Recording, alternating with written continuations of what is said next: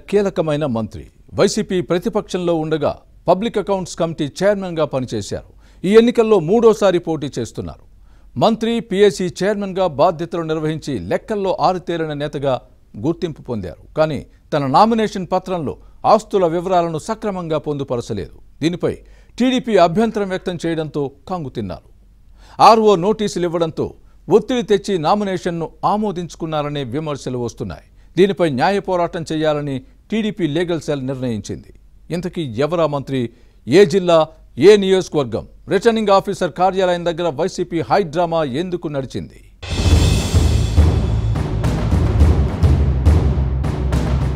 ఆర్థిక మంత్రి బుగ్గన రాజేంద్రనాథ్ రెడ్డి నిబంధనలకు విరుద్ధంగా నామినేషన్ దాఖలు చేసిన వ్యవహారం వివాదాస్పదమవుతోంది.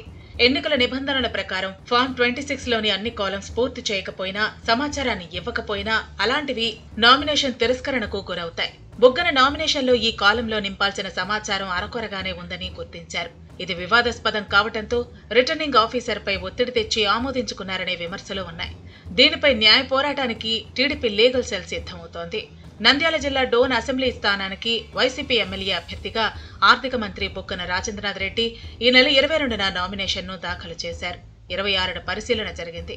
మొత్తం 24 నామినేషన్లు దాఖలయ్యాయి. అందులో ప్రధానంగా టీడీపీ అభ్యర్థి కోట్ల సూర్యప్రకాష్ రెడ్డి నామినేషన్ పత్రంలో వివరాలు సమగ్రంగా ఉండటంతో ఎన్నికల రిటర్నింగ్ అధికారి దానిని ఆమోదించారు. ఆర్థిక మంత్రి బుగ్గన నామినేషన్తో పాటు సమర్పించిన అఫిడవిట్లో కొన్ని కాలమ్స్ ను నింపకుండా ఖాళీగా వదిలేశారు.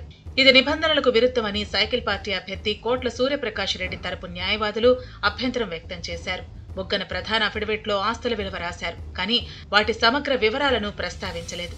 వాటిని అనుబంధ పత్రాల్లో పొందుపరిచినట్లు పేర్కొన్నప్పటికీ ఈసీ వెబ్సైట్లో అప్లోడ్ చేయలేదు.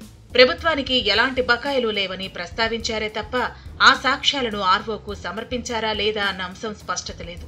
ఇలా గోప్యత పాటించడంపై అనుమానాలు వ్యక్తమవుతున్నాయి.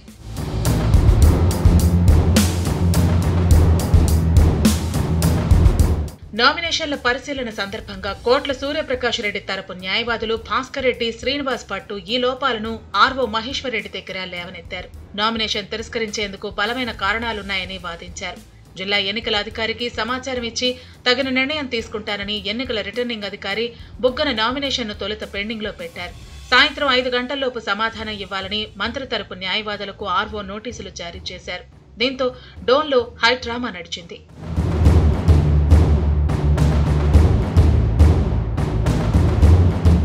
నామినేషన్ల పరిశీలన తిరస్కరణకు ఈ నెల 26న సాయంత్రం 5 గంటల వరకే గడువుంది. బుగ్గన నామినేషన్పై ఆ సమయం వరకు ఆర్ఓ ఏ నిర్ణయం తీసుకోకపోవడంతో అందరిలో ఉత్కంఠ నెలకొంది. అయితే అధికారులు ఇచ్చిన నోటీసులకు బుగ్గన తరపు న్యాయవాదులు ఆ రోజు సాయంత్రం సమాధానం ఇచ్చారు. వాటి ఆధారంగా నామినేషన్ను ఆమోదిస్తున్నట్లు సాయంత్రం 6 గంటలకు ప్రకటించారు.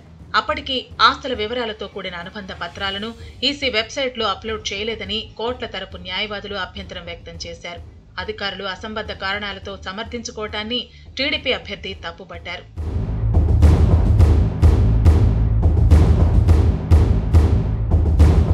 అధికారుల సూచన మేరకు తెలుగుదేశం న్యాయవాదులు సాయంత్రం 5ంటికి ఆర్ఓ కార్యాలయానికి వెళ్లగా అప్పటికే సుమారు 40 మంది వైసీపీ నాయకులు అక్కడున్నారు. ఇంతమంది ఎందుకొచ్చారంటూ న్యాయవాదులు పోలీసులకు ఫిర్యాదు చేశారు. అయితే పోలీసులు రివర్స్లో టీడీపీ అడ్వకేట్స్ ని అక్కడి నుంచి వెళ్లిపోవాలని సూచించారు. అధికారులు పిలిస్తే తాము వచ్చిన విషయాన్ని గుర్తు చేశారు. కానీ ఫ్యాన్ పార్టీ కార్యకర్తలు అనుమతి లేకుండా వచ్చి తమను బెదిరించారని మండిపడ్డారు. వారిని ఇక్కడి నుంచి ఎందుకు పంపటం లేదని టీడీపీ న్యాయవాదులు ప్రశ్నించారు. పోలీసులు తమ పట్ల వివక్ష చూపారని ఆవేదన వ్యక్తం చేశారు. ఆర్థిక మంత్రి బుగ్గన రాజేంద్రనాథ్ రెడ్డి నామినేషన్ వ్యవహారంపై రాష్ట్ర ఎన్నికల ప్రధానాధికారికి తేదేపై అభ్యర్థి కోట్ల ఫిర్యాదు చేసినట్లు సమాచారం. దీనిపై రాష్ట్ర ఎన్నికల ప్రధానాధికారి ఎలాంటి చర్యలు తీసుకుంటారో చూడాలి. మరోవైపు ఈ వ్యవహారంపై న్యాయ పోరాటం చేయాలని టీడీపీ లీగల్ సెల్ నిర్ణయించింది.